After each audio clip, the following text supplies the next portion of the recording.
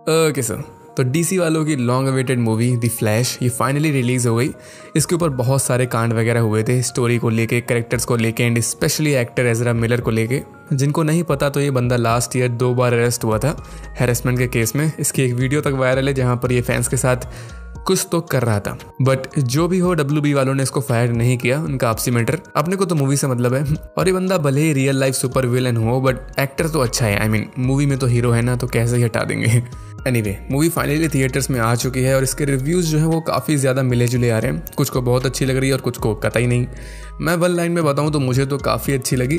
बाकी detail review मैं एकदम लास्ट में दूंगा। फिलहाल सीधे चलते हैं वीडियो में, जिसमें मैं आपको इसकी स्टोरी एंड इसका प्रॉपर मल्टीवर्स एक्सप्लेन करूंगा डिटेल में। और मूवी में काफ़ी ज़्यादा कैमियोज हैं, तो स्पॉयलर्स वगैरह तो होंगे ही, तो देख लेना उनका। So let's start. So movie start होती है टिपिकल बैरी को दिखाते हुए एंड ऑब्वियसली यहाँ की स्टोरी जस्टिस लीग के बाद से स्टार्ट होती है। बोले तो वो स्टेपन वोल्फ वाला पूरा कांड हो चुका होता है, जहाँ पर याद होगा तो फर्स्ट टाइम अपने को बैरी को टाइम ट्रैवल करते हुए दिखाया गया था और इसी ने बोल सकते हो कि दुनिया बचाई थी। ये चीज़ सिर्फ जस्टिस लीग स्नाइडर कट वाली मूवी में दिखाई गई थी, जो कि 4 घंटे वाली मूवी थी। पहली वाली तो बस एक मजाक थी।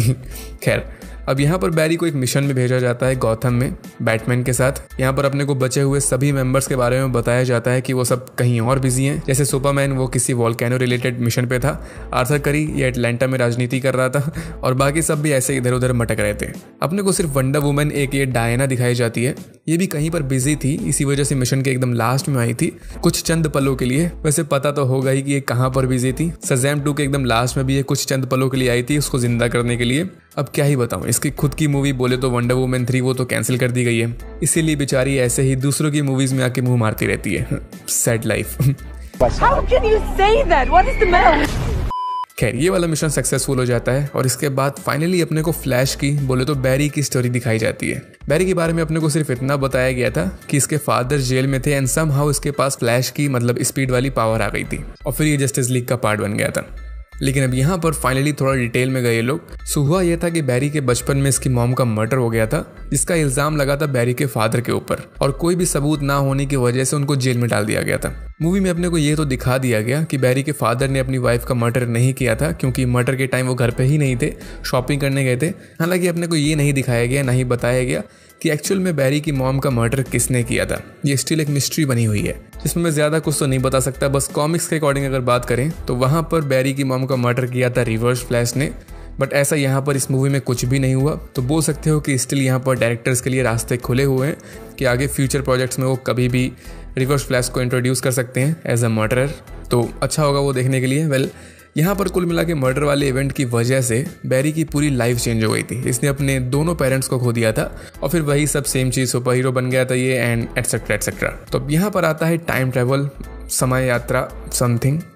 बैरी का जो टाइम ट्रैवल कॉन्सेप्ट है वो इसकी पावर्स में ही मिला हुआ है। इसकी पावर्स को स्पीड फोर्स बोलते हैं। सो जब ये बहुत तेज भागता है, बोले तो लाइट की स्पीड से भी तेज, तब ये क्रोनो बॉल क्रिएट कर देता है, जिसके अंदर ये पूरा पास्ट देख सकता है, मल्टीपल टाइमलाइंस देख सकता है। इवन ये किसी भी टाइम पे जाके वहाँ पर कुछ भी चेंज कर सकता है, बोले तो वही टाइम ट्रैवल। लेकिन हाँ, ये पास्ट देख सकता है, इसका मतलब ये नहीं कि ये आउटकम भी देख सकता है। इसको कोई भी आइडिया नहीं होता कि फ्यूचर में क्या होगा। और इसको क्रोनो बॉल इसलिए बोलते हैं क्योंकि ये बॉल शेप में होता है और इसके अंदर सारी टाइमलाइंस क्रोनोलॉजिकल ऑर्डर में होती हैं। जब बैरी ये फर्स्ट टाइम गलती से क्रोनो बॉल क्रिएट करता है तो इसके बाद ये सब कुछ जाके ब्रूस को बताता है, तो वो इससे साफ मना कर देता है कि पास्ट में छेड़खानी मत करना, क्योंकि हमें नहीं पता कि उससे क्या चेंज हो सकता है। बट बैरी इज बैरी, इसके पास एक मौका होता है कि ये पास्ट में जाके सब कुछ सही कर सकता है, तो ये ट्राई तो एटलीस्ट ज़रूर करेगा। जैसे एयरटेल वाली दीदी बोलती हैं कि सब कुछ ट्राई करो फिर सही सुनो। और एक सीन में जब ये अपनी होने वाली गर्लफ्रेंड आइरिस वेस्ट से बात करता है तो इसको आइडिया आता है, एक सेकेंड, हाँ तो फ्लैश भी अपने बजरंगबली का भक्त है। जय श्री राम। एनीवे, यहाँ पर चिटचैट के बीच में बैरी को आइडिया आता है कि इसकी मॉम का जब मर्डर हुआ था तो इसके फादर बाहर टोमेटो कैन लेने के लिए गए थे, क्योंकि इसकी मॉम पहले शॉपिंग के टाइम टोमेटो कैन लेना भूल गई थी। तो अगर ये पास में जाके जब इसकी मॉम शॉपिंग कर रही थी वहाँ पर ये एक टोमेटो कैन उठा के अपनी मॉम के बकेट में डाल देगा, तो इससे सब कुछ सही हो जाएगा, क्योंकि फिर इसके डैड को बाहर नहीं जाना पड़ेगा शॉपिंग के लिए, वो घर पे ही रहेंगे और इससे इनकी मॉम का मर्डर नहीं होगा। इजी पीजी वाला। सो बैरी एकदम ऐसा ही करता है, ये बिना किसी को बताए क्रोनो बॉल क्रिएट करता है। यहाँ पर अपने को जस्टिस लीग के सारे रेफरेंस देखने को मिलते हैं, wonder woman, Aquaman, even Henry Cavill वाला सुपरमैन भी देखने को मिलता है। और फिर ये सेम चीज़ करता है जैसा इसका प्लान था टोमेटो कैन वाला।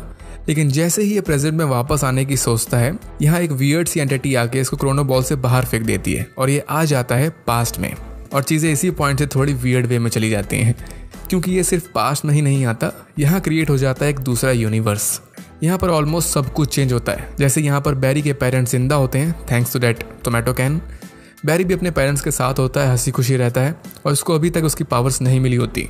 सेम वे में यहाँ पर सुपरमैन नहीं होता, बोले तो कोई क्लार्क कैंट ही नहीं होता। वंडर वुमन का भी कोई अता पता नहीं होता, क्योंकि उसने अभी तक अपनी आइडेंटिटी रिवील नहीं करी थी। याद होगा तो सुपरमैन वर्सेस बैटमैन के टाइम दुनिया को उस महिला के खूबसूरत महिला के दीदार करने को मिले थे।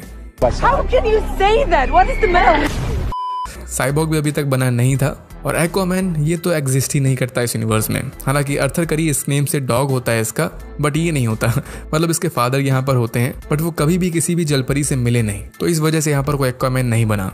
और लास्ट में बचा बैटमैन, तो हाँ ये होता है, सेम उसी गॉथम सिटी में रहता है। बट जैसा ट्रेलर से सब देख ही चुके होंगे, ये वाला बैटमैन ये बेन एफ्लेक वाला बैटमैन नहीं होता, ये होता है माइकल कीटन वाला बैटमैन। बोले तो 90s की Batman and the Batman returns वाला बैटमैन। इसका सूट, इसकी बैटमोबाइल, सब कुछ वैसे का वैसे ही सेम होता है, बस ये ब्रूस वेन थोड़ा एज्ड हो गया होता है, थोड़े से ज़्यादा। माइकल कीटन ये अभी 71 ईयर ओल्ड है, तो इस हिसाब से ये अभी तक का सबसे ओल्डेस्ट एक्टर बन चुका है जो बैटमैन का रोल कर रहा है। डैम, सो कुल मिला के इस पूरे यूनिवर्स में खिचड़ी पकी होती है। लेकिन अब प्रॉब्लम ये आ जाती है कि यहाँ पर आ जाता है जनरल जॉड। इसको तो सब जानते ही होंगे, मैन ऑफ स्टील मूवी का विलेन था ये भी सुपरमैन की तरह क्रिप्टोनियन था और क्रिप्टोन को वापस जिंदा करने के लिए अपनी अर्थ पे आया था, क्योंकि सुपरमैन भैया के पास उनके डीएनए में एक चाबी थी जो जॉड को चाहिए थी, वही पुरानी सेम ओल्ड स्टोरी। तो वही सब चीज़ यहाँ पर दोबारा होती है। लेकिन मेन यूनिवर्स में सुपरमैन था, यहाँ पर नहीं होता है, तो ये बैरी के लिए बड़ी प्रॉब्लम होती है। लेकिन एक और प्रॉब्लम तब क्रिएट हो जाती है जब बैरी अपने दूसरे वाले बैरी, इसको मैं छोटा बैरी बोलूँगा, तो जब ये दोनों बैरी आपस में मिलते हैं, बतियाते हैं, तो इनको पता चलता है कि ये दिन, ये वो वाला दिन होता है जिस दिन बैरी को फ्लैश वाली पावर्स मिली थी।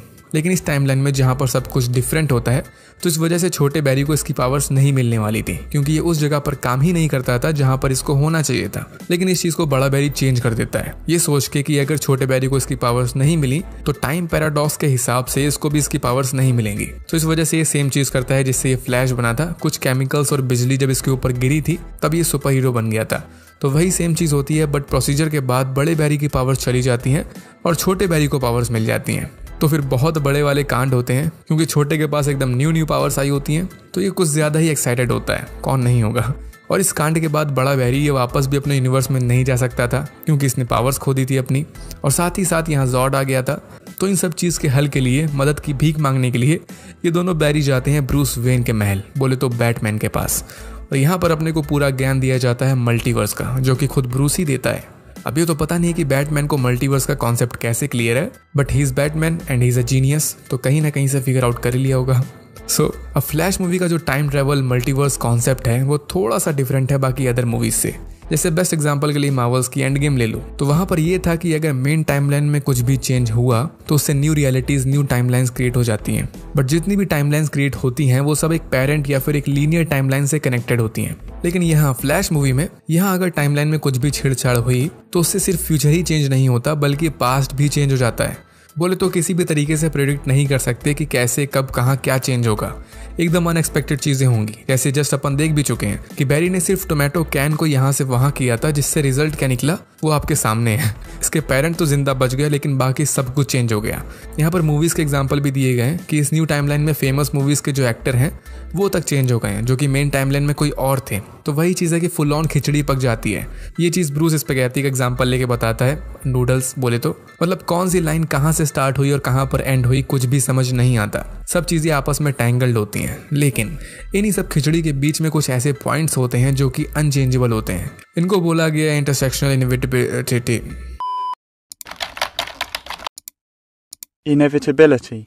सरल भाषा में कुछ ऐसे इवेंट्स होते हैं जिनको चेंज नहीं किया जा सकता। टाइमलाइन में जितनी भी छिड़खानी करो वो इवेंट्स वैसे के वैसे ही रहेंगे। अदर फ्रेंचाइज में इसको अलग अलग नेम से जाना जाता है। जैसे एमसीयू में इसको नेक्सस इवेंट बोलते हैं। अभी स्पाइडरमैन जो आई थी इसमें इसको कैनन इवेंट बोला गया था, जहाँ पर पीटर के चाचा या फिर चाची इनका मरना तय है तो तय है। सो वही कॉन्सेप्ट यहाँ पर होता है। Now back to the movie. तो अब जॉर्ड तो अर्थ पे आके लंका लगाने वाला होता है। सो उससे लड़ने के लिए इनको चाहिए होता है सुपरमैन, क्योंकि वही था जो उसको हरा सकता था और कोई नहीं। तो बैटमैन जो दुनिया का बेस्ट डिटेक्टिव होता है, ये फाइनली स्पेस से आई हुई एक एंटिटी का पता लगा लेता है जिसको ऑब्वियसली रशिया वालों ने कैद करके रखा होता है। स्पेस में कुछ भी कांड हो रशिया वाले पहले कूद के आ जाते हैं। तो ये सब सब क्या 3 ही लोग तो हैं। तो ये तीनों वहाँ जाते हैं ये सोच के कि इनको कालेल मिलेगा, वही सुपरमैन मतलब।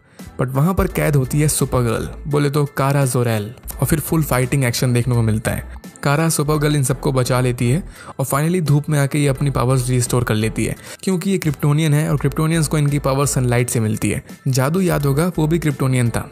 सो अब ये सुपरगर्ल ये 1984 की मूवी के बाद फर्स्ट टाइम अपने को बड़े पर्दे में देखने को मिल रही है। और सच्ची बता रहा हूँ तुम्हारी कसम कि मुझे ये बहुत सही लगी। साशा कैल नेम से एक्ट्रेस है, इसका यहाँ पर डेब्यू हुआ एज अ सुपरगर्ल। और सुपरगर्ल को इस टाइम पे बोल सकते हो कि ये one of the most important characters है डीसी में, क्योंकि सुपरमैन तो अब यहाँ है नहीं, तो यही है जो है। और इतना एक्सपेक्ट तो नहीं किया था इससे, किसी ने नहीं किया था बट बंदी ने फाड़ दिया। एक्सप्रेशंस, सूट एंड वीएफएक्स वगैरह सब कुछ परफेक्ट थे, एंड स्पेशली इसके शॉर्ट हेयर। और वो शायद मुझे ही अच्छे लगे होंगे, क्योंकि I have a thing for short hairs. Basically इसके वेट वेट बाल देख के मैं वेट। तो अब इनकी छोटी सी पार्टी में कैरा भी आ जाती है।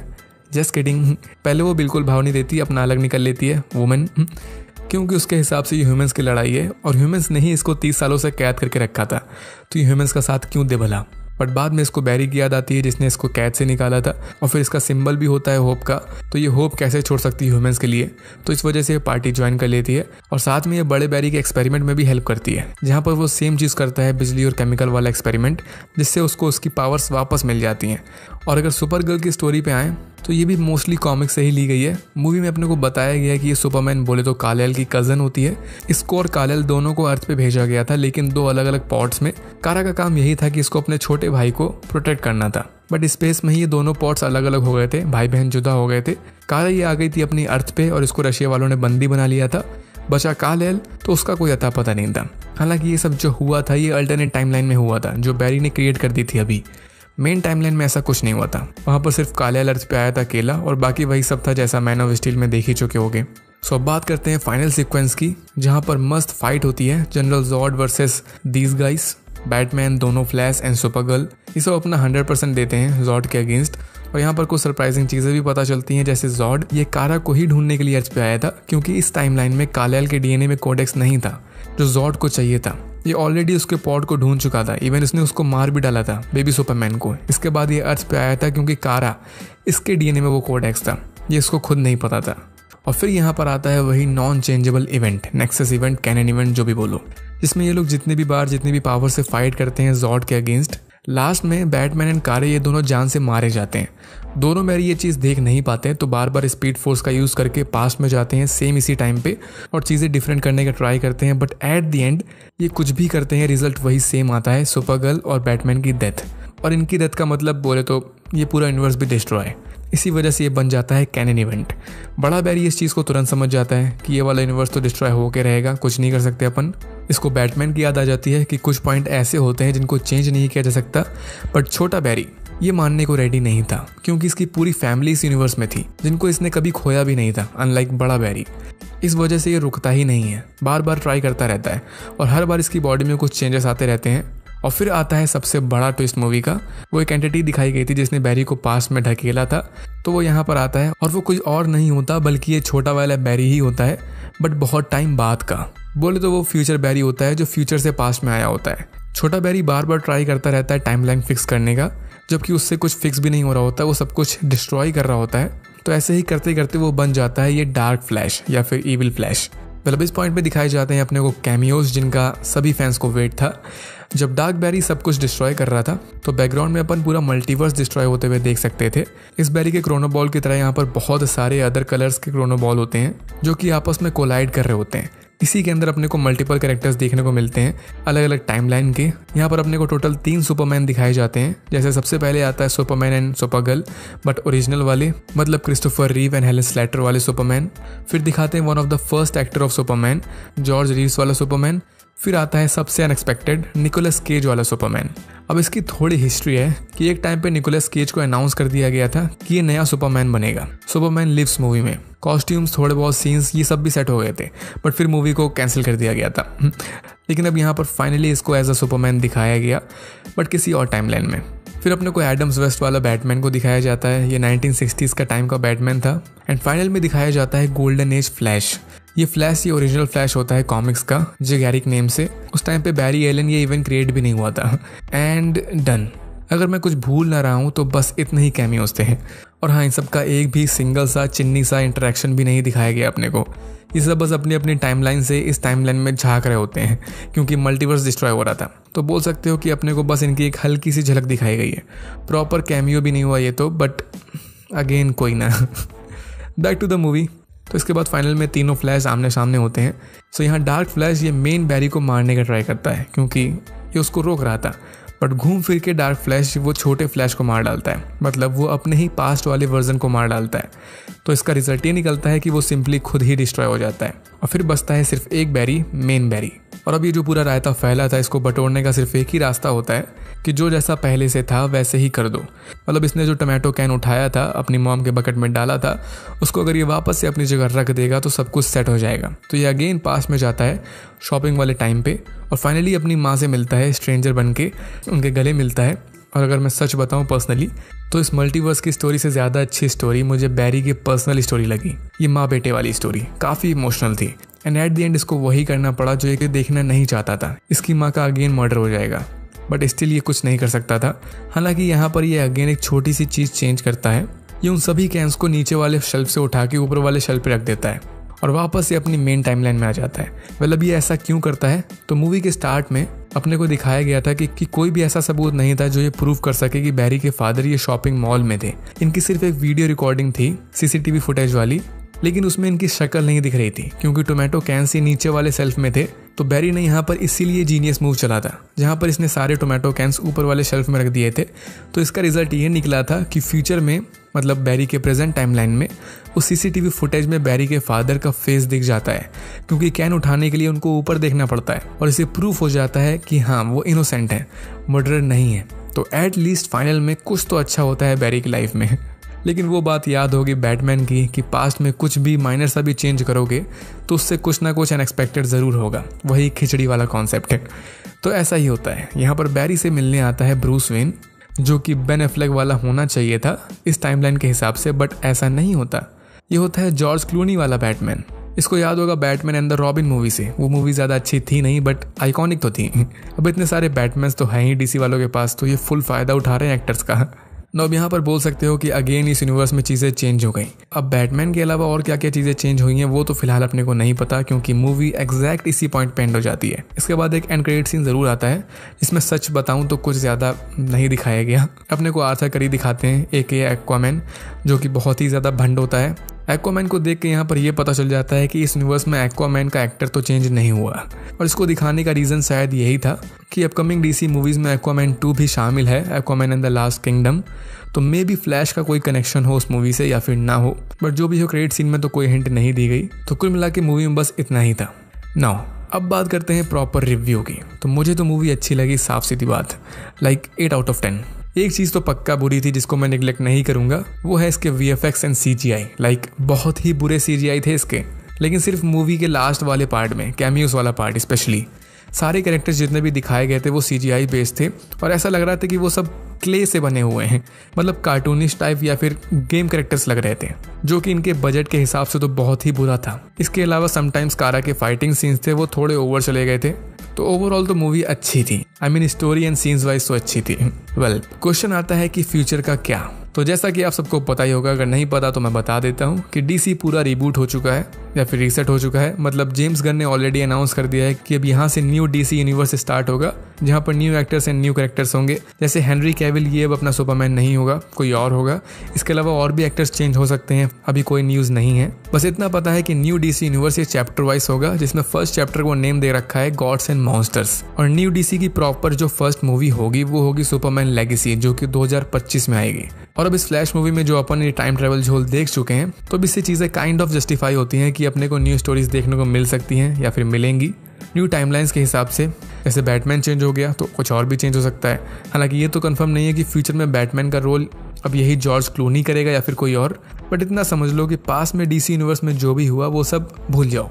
ये है नई शुरुआत। हालांकि कुछ चीज़ें न्यू डीसीयू में रहेंगी, जैसे पीस मेकर सीरीज वो रहेगी, अभी ब्लू बीटल मूवी आएगी, वो भी सुनने में आ रहा है कि डीसीयू में बिलोंग करेगी, और फिर एक्वामैन 2 वो भी शायद न्यू डीसीयू का पार्ट होगी।